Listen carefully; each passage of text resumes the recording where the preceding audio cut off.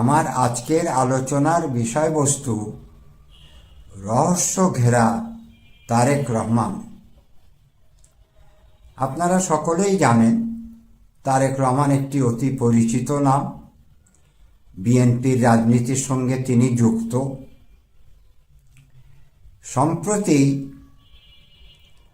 গত 25শে ডিসেম্বর তিনি লন্ডন থেকে বাংলাদেশে এসেছেন,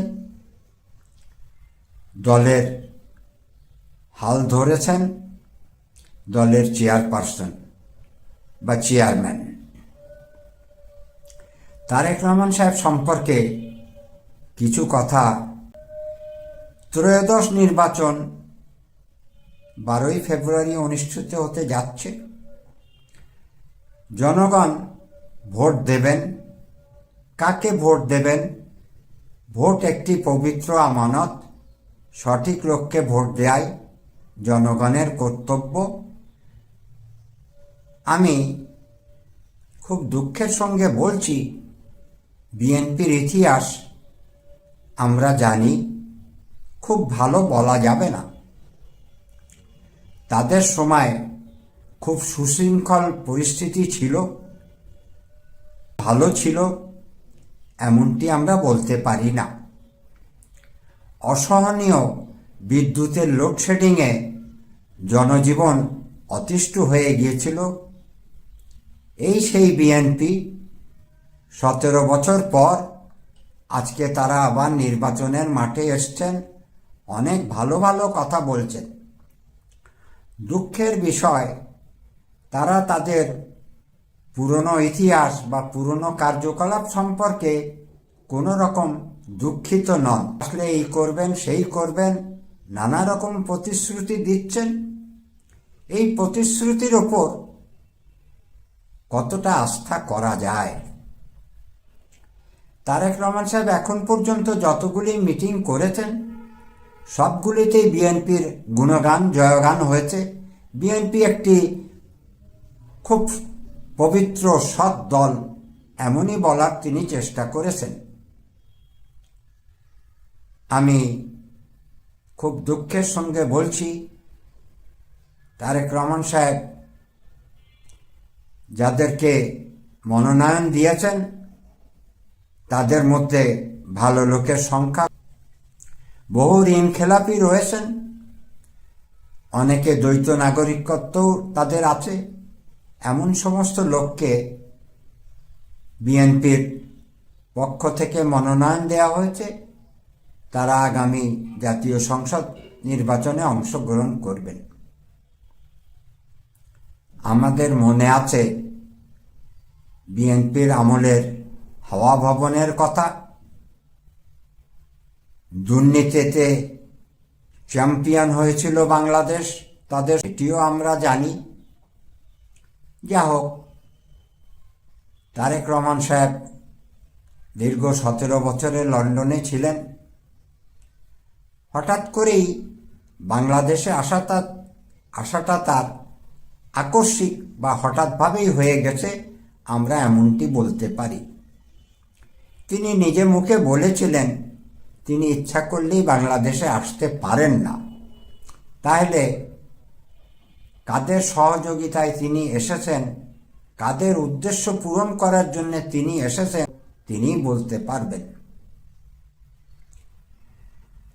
বাংলাদেশে আসার পর তারেক রহমান সাহেবকে একটু বেশি মাথায় ওঠানো হয়েছে। এটি আমাদের জাতীয় চরিত্র। ডক্টর মোহাম্মদ ইউনূস তাকে প্রধানমন্ত্রী ধরেই নিয়েছেন, নৈশভোজের আয়োজন করছেন। ব্যবসায়ীরা, বিভিন্ন সংবাদপত্রের লোকজন, মিডিয়া, টেলিভিশন সবাই ধরে নিয়েছেন তারেক সাহেবই আগামী সরকারের প্রধানমন্ত্রী।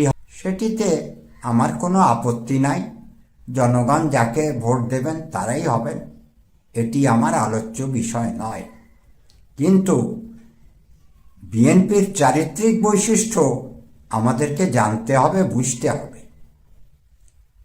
আমরা এই পর্যায়ে সাধারণ মানুষের কিছু বক্তব্য শুনব। দুর্ভাগ্য প্রিয় দর্শক, না টেনে শেষ পর্যন্ত দেখুন, আসল ঘটনা জানতে পারবেন। যে একটিকে আপনি লন্ডনে গিয়ে সাক্ষাৎ দিয়েছেন এবং তাকে দেশে ফিরে আনার জন্য আপনি অনেক কৌশল অবলম্বন করেছেন। তাকে আপনি এসএসএ প্রটোকল দিয়ে বিবিএবি মর্যাদা দিয়ে রাষ্ট্রপতি প্রধানমন্ত্রী বানিয়ে ফেললেন। রাষ্ট্রপতি প্রধানমন্ত্রী হওয়ার আগেই উনি কি সত্যি জিয়াউর রহমানের কোনো চরিত্র, আচরণ, আদর্শ তার ভিতরে আছে কিছু? উনি তো কোন সময় ভারতের কাছে বিক্রি হয়ে গেছে এটুকু আপনি জানেন না? দেশকে ধ্বংস করার জন্য তুরুপের তাসের গুড়ি বানিয়েছে তারেক রহমানকে। আজকে প্রিয় তারেক রহমান, মহাসত্য উচ্চারণ করতে আমরা বাধ্য হচ্ছি। আপনি দোতলায় হাওয়া ভবনের টাকা পয়সা লেনদেন করতেন। জাফর ইসলাম চৌধুরী আপনার সম্মানিতা আম্মাজানকে চিনতেন না। টাকার বস্তা দিয়ে যখন নিচে নামিয়ে তাকে ডেকে আপনার আমার সাথে পরিচয় করে দিয়েছি। তার কাছ থেকে বাসখালী আসনের মনোনয়নের জন্য 50 লাখ টাকা নিয়ে আপনি আমাকে নাজেহাল করলেন। 1,500 পুলিশ দিয়ে আমাকে বাড়িতে অবরোধ করার ব্যবস্থা করলেন। অথচ আমি সেই সাইদুল জোটের প্রতিষ্ঠাতা ঘটনাকে উপলব্ধি করে চট্টলার রাউজানের সবচেয়ে সম্মানিত পরিবারের মহান নেতা জনাব আব্দুল্লাহ নোমান সাইদুল জোটের উনি অত্যন্ত সম্মানিত মন্ত্রী, কেন্দ্রীয় মন্ত্রী, মৎস্য মন্ত্রণালয়ের।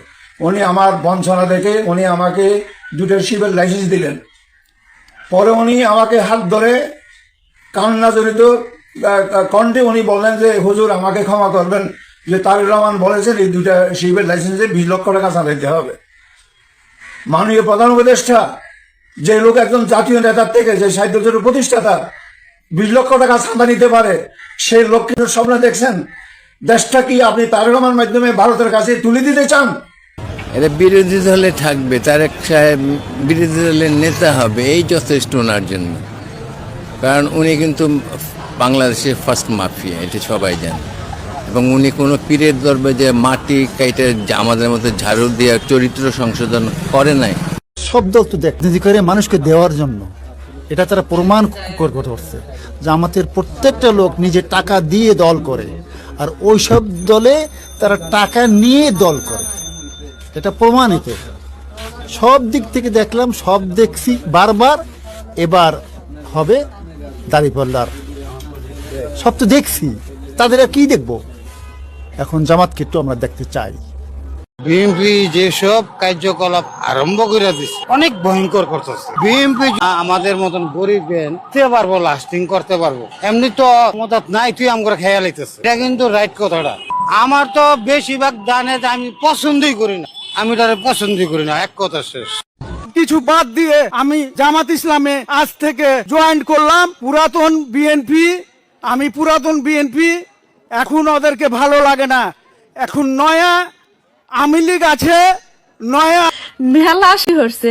বিএনপি যারা হরে তাগর অধিকাংশ মানুষ এখন জামাত হয়ে গেছে, কিন্তু আমার এই চোখ দিয়ে আমি দেখি নাই যে কোন জামাত প্রার্থী এতদিন ধরে যারা জামাত করছে তারা আওয়ামী লীগ বা বিএনপি হয়েছে। সিলেটের তারেক রহমান বসে আছে, তারপর তারেক রহমানের ওয়াইফ, আর এই পাশের গোল কিন্তু কে জানেন? সে হচ্ছে সিলেট 1 আসনে খন্দকার আব্দুল মুক্তাদির।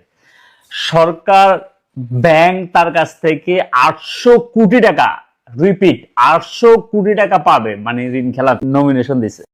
তারেক জিয়ার মতো মূর্খ অশিক্ষিত লোক দিয়ে দেশ চালানো সম্ভব না, এবং জনগণ কখনোই ওনার দ্বারা উপকৃত হবে না। যতটুকু দেখতে পাচ্ছি ওনার কার্যক্রম সম্পূর্ণ উনি ভারতমুখী।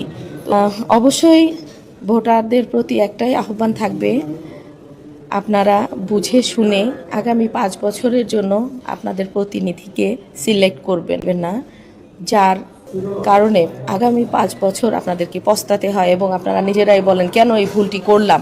বিগত সময় আমরা যে ভুল বারবার করে আসছি, এই ভুলটি যেন আর না হয়। আর সব চেয়ে বড় বিষয় যেটা, দেশের দায়িত্ব এবং দেশের জনগণের দায়িত্ব নিতে গেলে একজন শিক্ষিত প্রতিনিধিত্ব দরকার। আমাদের প্রধানমন্ত্রী অবশ্যই তার শিক্ষিত হওয়া প্রয়োজন। এই তারেক জিয়ার মতো মূর্খ